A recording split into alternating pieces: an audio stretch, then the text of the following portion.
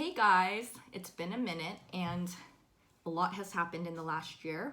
To keep it short, I moved a couple months ago from LA to Seattle and my studio is still a mess, but I wanted to, share the things that I'm doing daily. I went to a Glossier pop-up recently and I'll share my experience there.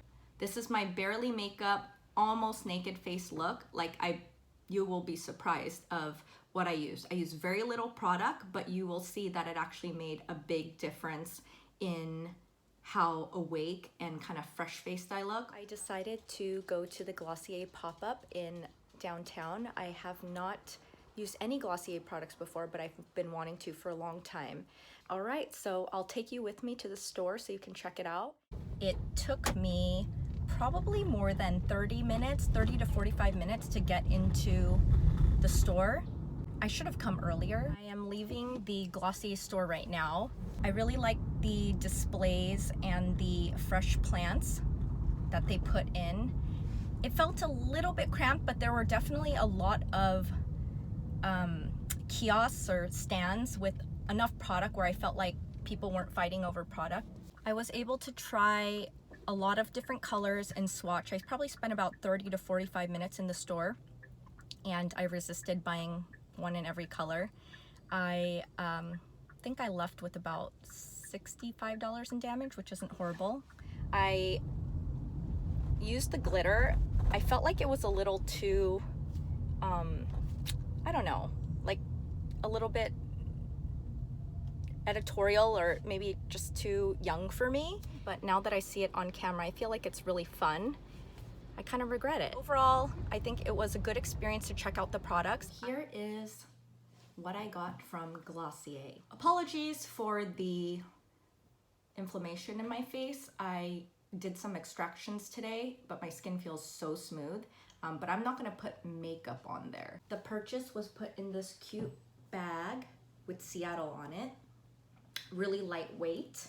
And with the name tag, it's wildflower seeds that you can plant. Actually, this is the first time I'm opening the bag, so I can show you the things that they gave me. A sticker, a cute postcard, and this one is also made out of that recycled paper, and you can plant it for wildflowers. A sample, a very small sample of the priming moisturizer, which I've actually read good things about online. And in true Glossier fashion, they put it in this padded, reusable bag, which I like. I think this is great for traveling for the airport. I didn't get a ton, but you are looking at about $65 here. First up, the sunscreen. I know that I wanted this because I am running out of my sunscreen. It's kind of like a gel and it gives you a nice sheen. It gives you moisturization and it's not white and chalky like a lot of sunblocks are. The negative about this guy is that you cannot layer it on top of your foundation and concealers because it is so emollient, it will actually dissolve your makeup. So you need to put this on first and let it absorb in and then layer your products on top. Another reason why I like this kind of clear skincare-like consistency is this. When you really coat your skin, you're gonna know that you have coverage all over. I'm the pump.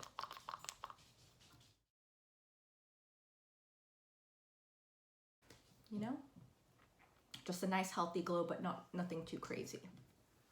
Next up, the Detailer. I did not end up getting the glitter eye gelées, but I really thought that this brush was kind of innovative and different. Whenever I buy new makeup brushes for myself or my kit, I like to buy things that are unique and actually serve a specific purpose or can multitask. One of the criticisms that Glossier gets is the price, but honestly, I feel like it's in between drugstore and department store, so I feel like the prices are pretty standard. So this is the Detailer brush. It's silicone, and I like that you can use this to swipe cream and liquid products. So I will report back on this guy. Okay, the reason why I went to the pop-up primarily is because I really wanted to try the brow flick. Now, I did see some products on the market previous to this, but I rechecked and there really aren't that many competitors.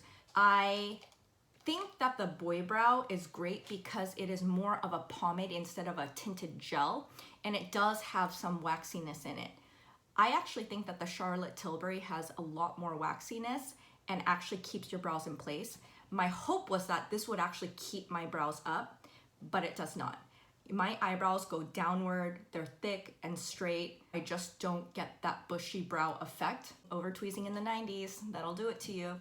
So I wanna wear my brows a little bit more naturally. So I'm gonna try to do it all with the brow flick and the brow gel. Natural brows does have patchiness and space in between. For an everyday, especially if I'm gonna be very light in my makeup, that it doesn't make sense to do a full filled brow. I decided to get black in both. What I will do is use the black to fill my hairs and then take a taupe pencil to fill in the rest. Or I would take the black brow flick and do hair-like strokes, and then probably take a brown gel or a clear gel to kind of set my brows in place. So I'm gonna start with the black brow because I want to show you the difference that it makes with tinting the brow hairs. Similar to mascara, your hair gets almost invisible to the end, but if you coat it with color, it'll actually show you the full length of the hair and provide that fullness. I think another reason why this product is so popular, especially among pro artists, is this tiny little applicator. The applicator is what does it, especially when you don't have full brows. A big applicator really just goes all over the place. It touches the skin, so I think that this is very practical. So I'm gonna concentrate it here where I don't have a ton of hair. Go back and forth on top. Now that the product is kind of setting, I can take what's left on here and use the comb. Oh, see, like I put a little bit too much, so you can kind of, now that the product is drying, I can try to get some movement or some, you know, kind of some direction in the hair. I think I can achieve some of the direction on the outer part, but right here, I mean, forget about it. It's just too straight. Look at that. So look at that difference. I mean, it just gave so much fullness, a little bit of dark, you know, darkness, and it looks natural. There's a couple different ways, you know, if you want to just groom them, you just put them in place. But if you want that kind of bushy look, you just comb them up.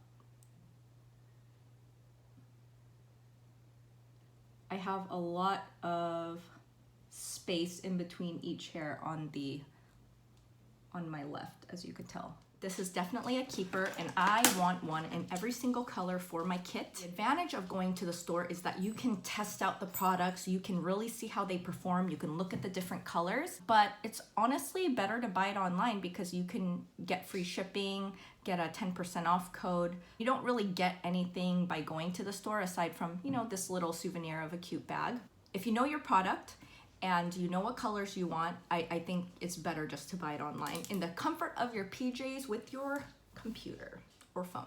I'm actually gonna move this closer, really close so you could see all this, but to show you the hair-like strokes. Woo, we're real up close and personal. So, very similar to an eyeliner pen, but the color is a little bit lighter than an eyeliner.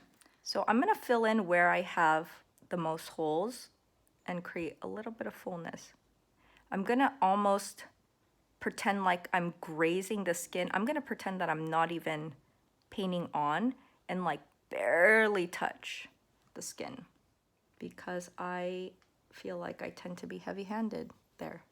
And then on the tail, going outwards to follow the growth.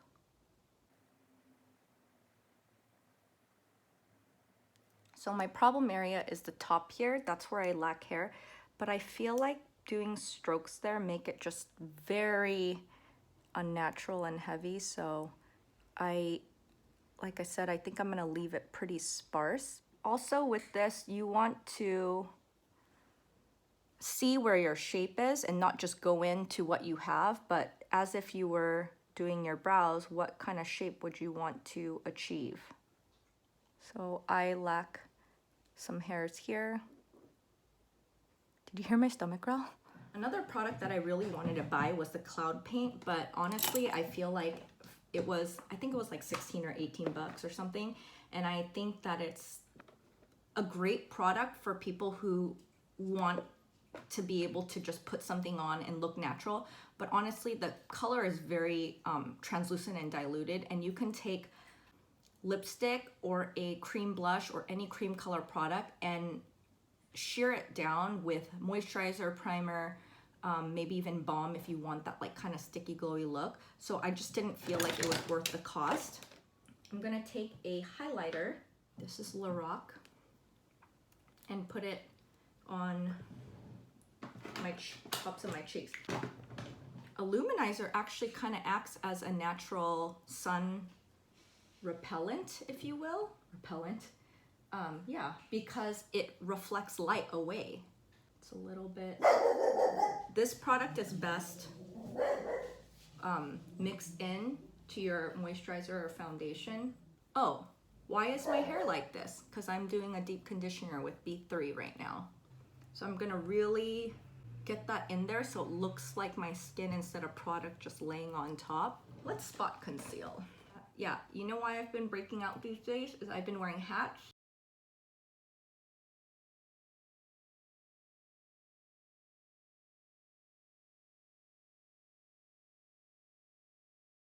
This one's a little crusty. So this color is a little bit darker than my skin. When you have a full face, you don't want to do a lighter color because that's only gonna highlight and bring it forward. Let's take Bobbi Brown Longwear Cream stick. This is in golden pink. I'm gonna just hit my inner corners with that and diffuse it, and also the center of my eye, my lid. I wish this stick came a little bit, there's like a skinnier version because my eyes are petite, so when I put it in the inner corner, it just like spreads all over. Benefit Lip Tint, Benetinty. Then take whatever's left, put it on the apples of my cheeks, stick in your fingers, and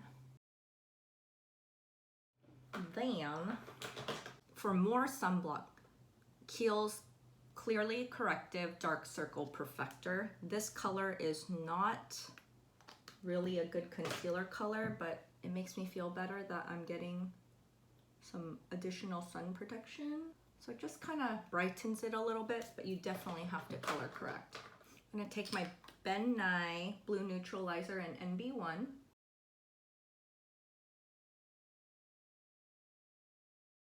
Go in the inner corners where I have that blue-green darkness right there.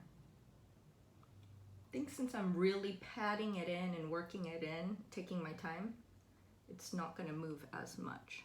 And layering really thin layers, because usually I just take a big old glob and cover it.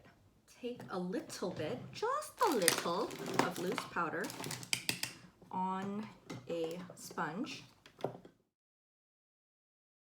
As you know, eyelash curler is my desert island makeup product. I mean, you can't even see my lashes, but look at how much that opened up my eyes. And you can compare. Other side. I actually have pretty long lashes for an Asian, but they're not full. So I always like to go for mascaras that are volumizing. This is Stretch Xtreme by Uemura. This one is not that volumizing, but it is waterproof and dry, and it just freezes your lashes in place. And because my lashes are not that full, similar to my brow, I have to be very careful when I use a wand and go to my base because it could just go right through the hair and touch my skin. This is my pseudo naked face look for today. I'm digging it for a no makeup look. Like, I think this is pretty good.